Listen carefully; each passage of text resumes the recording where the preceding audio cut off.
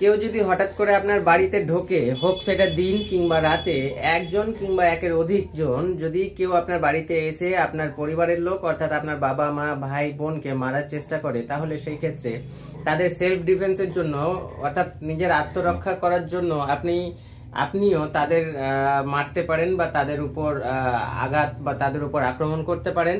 তবে এই আক্রমণটা ততটাই হবে যতটা যারা এসছিল আপনার বাড়িতে আপনাদেরকে মারার উদ্দেশ্যে, তারা কি ধরনের অস্ত্রশস্ত্র নিয়ে এসেছিল বা তারা কতটা ইনজিওর্ড করার উদ্দেশ্যে এসেছিল সেইটা দেখতে হবে। তারা যেই উদ্দেশ্যে বা যতটা ইনজিওর্ড করার উদ্দেশ্যে এসছে, আপনিও ঠিক ততটাই তাদেরকে আঘাত করতে পারেন।